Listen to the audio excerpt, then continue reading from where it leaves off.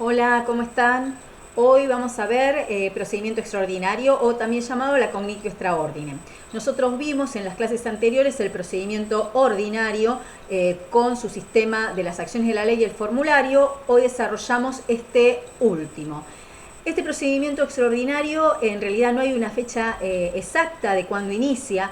Ya venían dándose cuestiones y reclamos políticos desde fines de la República, y es a partir del Principado con Augusto que él comienza a delegar a unos funcionarios que tienen el nombre de pretores. Son pretores especiales, pero tienen este nombre, pero actuaban como jueces, para que atiendan determinadas cuestiones.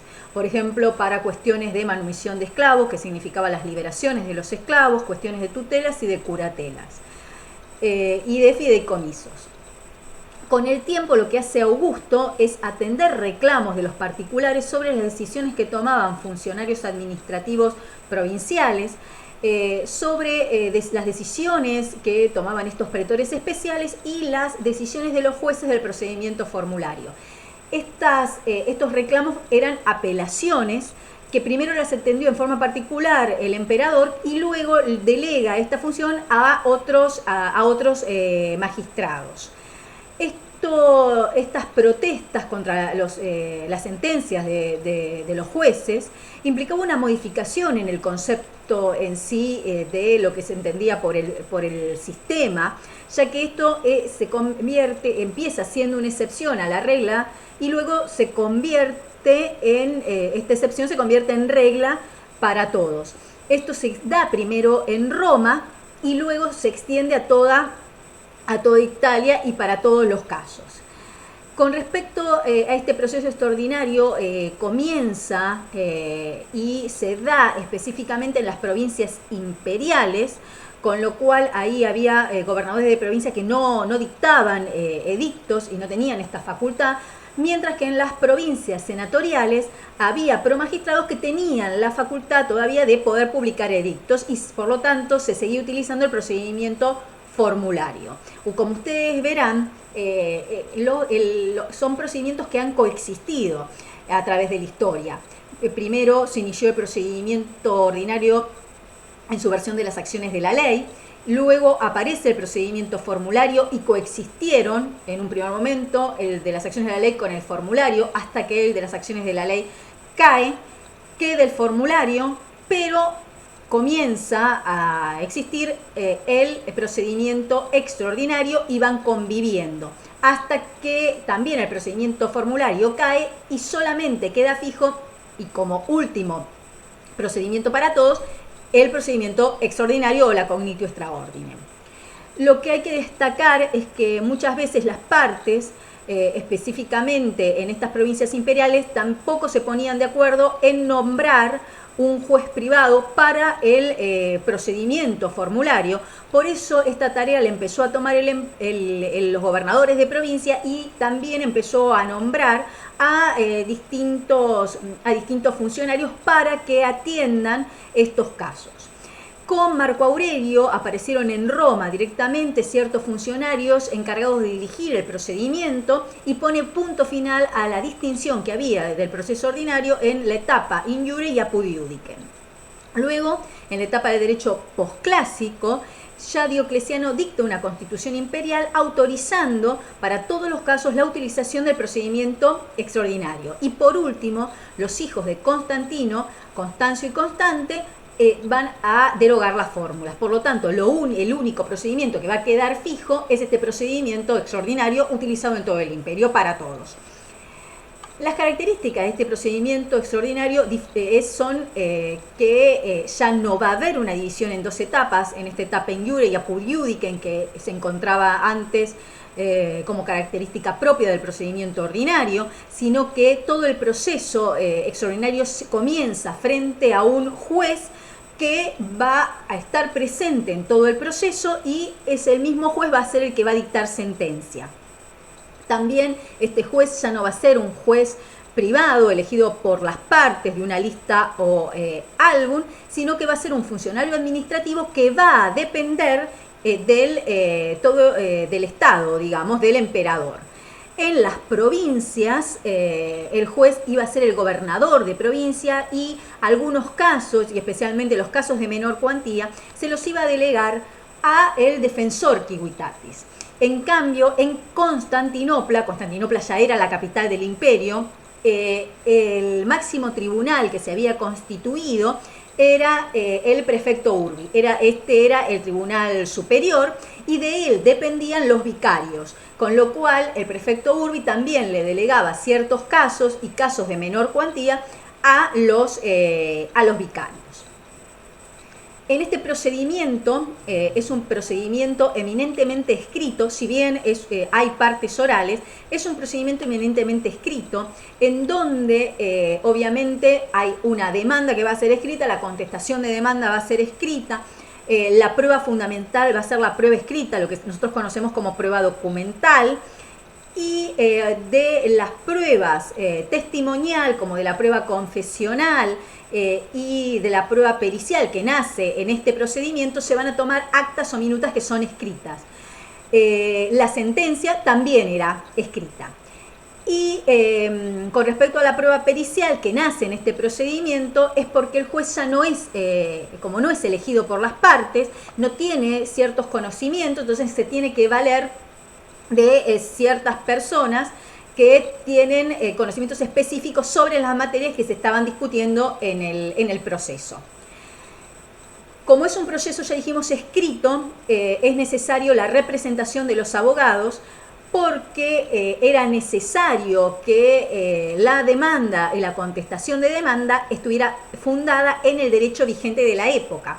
¿Qué significaba esto? Los únicos que sabían cuál es el derecho vigente de la época y para poder fundamentar bien una demanda, una contestación, eran los abogados, que también tenían accesos a los archivos oficiales.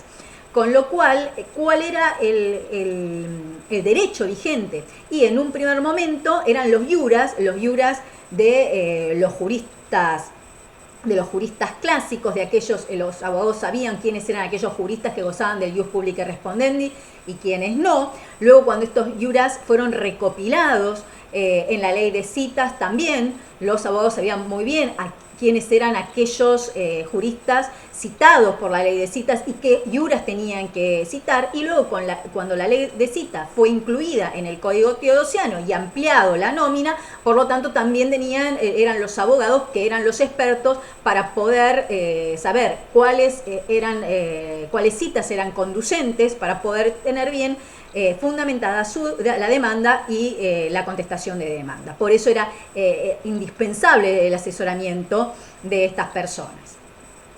Obviamente que acá nace la figura de los abogados como nosotros lo conocemos actualmente.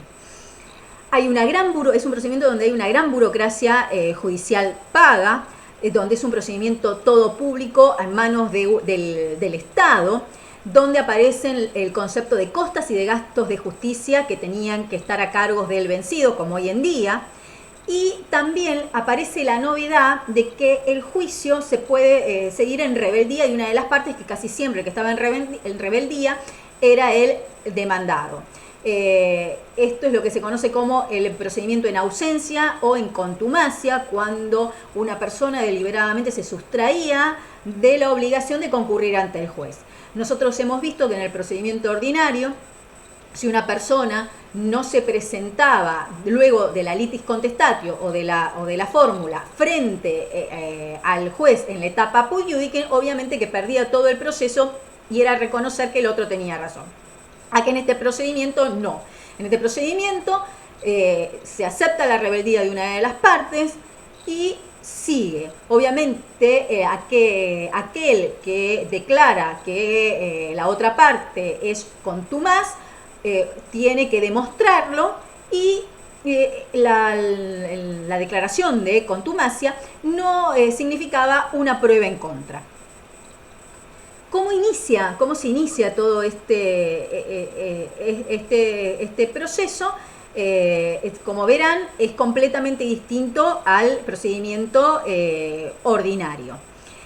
Con respecto a otra característica de este proceso, es que las sentencias pueden ser pecuniarias o no. En el procedimiento ordinario solamente las sentencias eran pecuniarias, salvo algún caso especial. Acá no, las sentencias pueden ser pecuniarias o no pecuniarias, es decir, si uno estaba reclamando la entrega de un bien o de un esclavo, la sentencia le iba a adjudicar ese bien o ese esclavo. No eran solamente las sentencias en dinero.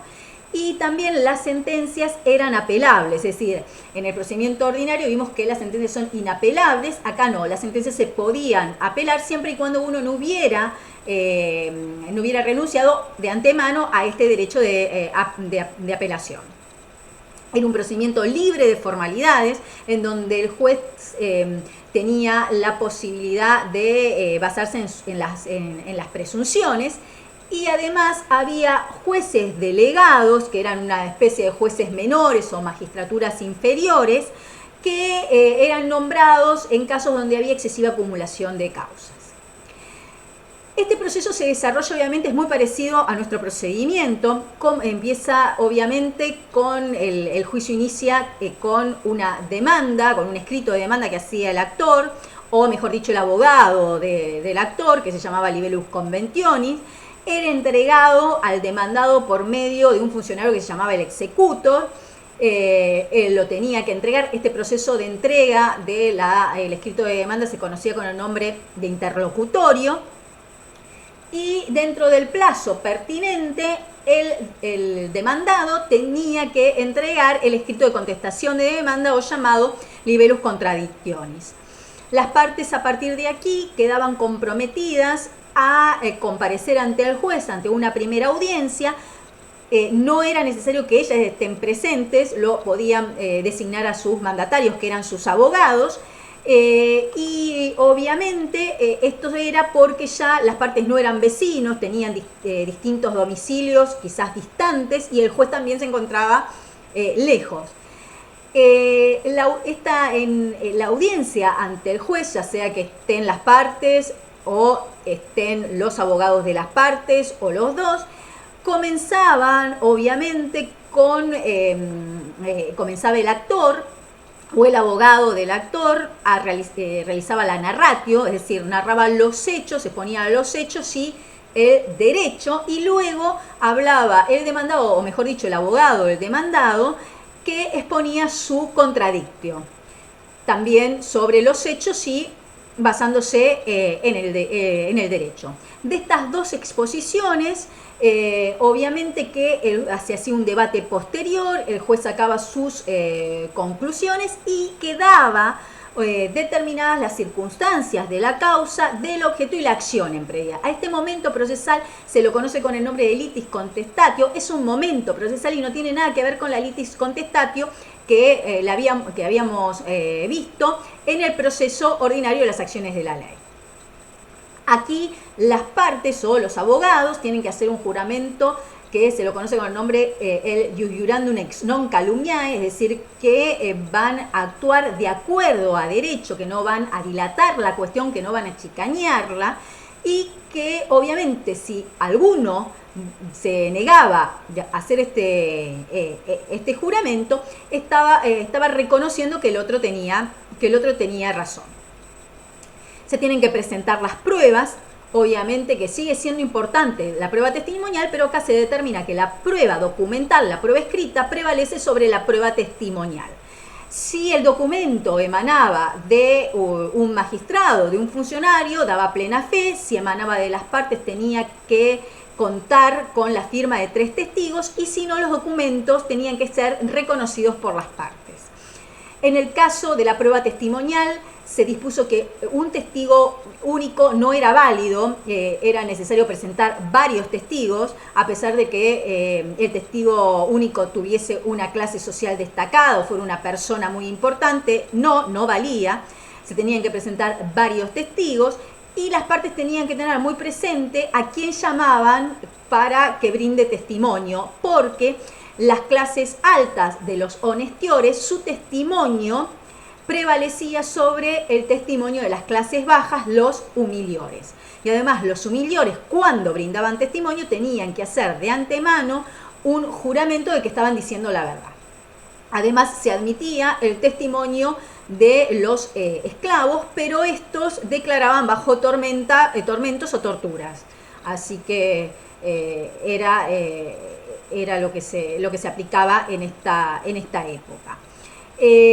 También aparece, como ya dijimos, la prueba pericial, y tanto de esta prueba testimonial, pericial, y también se admitía la prueba confesional, se levantaban actas o minutas escritas.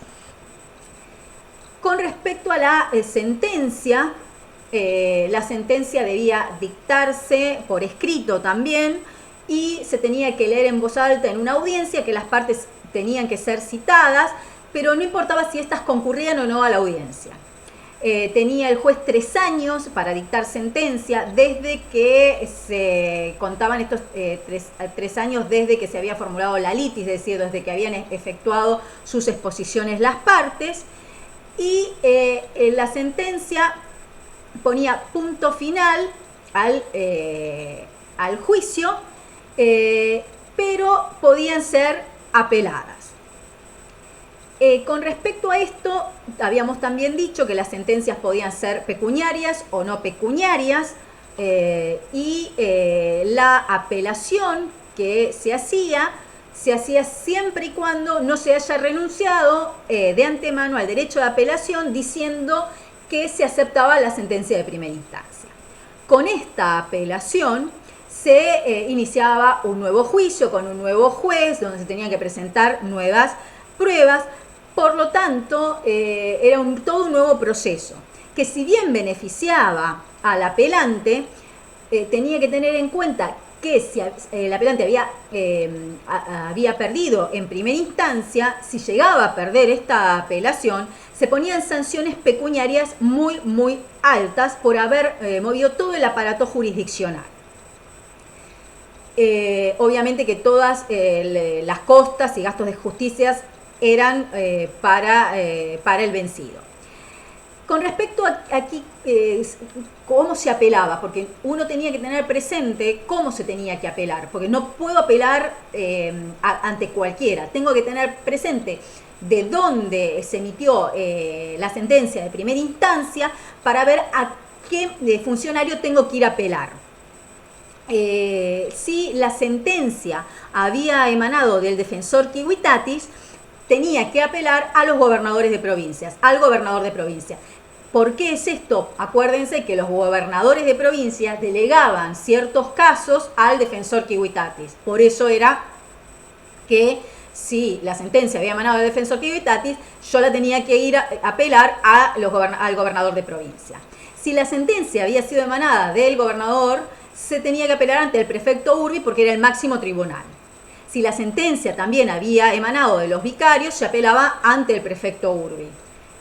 Y la sentencia de los prefectos urbi, cuando el prefecto urbi había actuado en única instancia, se apelaba y recurría a él mismo por medio de una súplica. Con respecto a la ejecución de la sentencia, para que tuviera lugar y se ejecute, primero y principal se tenía que cumplir el requisito que el condenado no apelaba o que la apelación haya sido rechazada, y que la condena no se cumpla espontáneamente. Entonces, en este caso se abría, como se abría en el procedimiento ordinario, la actio judicati, que es decir, se daba una acción para que se ejecute y se pueda ejecutar la sentencia. La ejecución ya se dirigía contra el patrimonio del deudor y no contra su persona. En algunos casos muy específicos, como deudas fiscales y determinadas deudas privadas, se producía el arresto personal y se dice que esto se realizaba y se ejecutaba a la persona del deudor para obviamente asegurar el cumplimiento, y que obviamente se puede ejecutar luego el patrimonio. La ejecución de la sentencia se llevaba a cabo siempre con la intervención de la autoridad pública. si la condena ordenaba que se entregue una cosa, obviamente que el magistrado que detentaba el poder desapoderaba a la otra parte de la cosa y la ponía en posesión del actor. En el caso que fuera sumas de dinero las que se estaban reclamando y la suma de dinero no aparecía, o que la cosa que se estaba reclamando no aparecía porque era imposible, en este caso los funcionarios judiciales autorizaban a secuestrar una o más cosas del patrimonio del deudor, del demandado, y si no las rescataba dentro de los 2 meses, se procedía a un remate o a una subasta judicial, en donde con lo que se había obtenido se pagaba al acreedor, se hacía frente a todos los gastos judiciales del remate, y además si llegaba a quedar un remanente, se lo devolvía al ejecutado.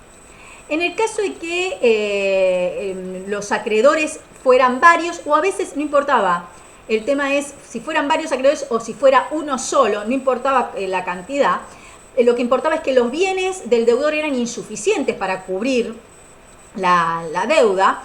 Se seguía lo que era el procedimiento del abonorum benditio. El abonorum benditio es una especie de procedimiento concursal que se intentaba y se daba contra el deudor, ya sea que el deudor se encuentre vivo, y si estaba vivo se daba si el deudor vivo se encontraba presente o ausente, o también se daba contra el deudor muerto.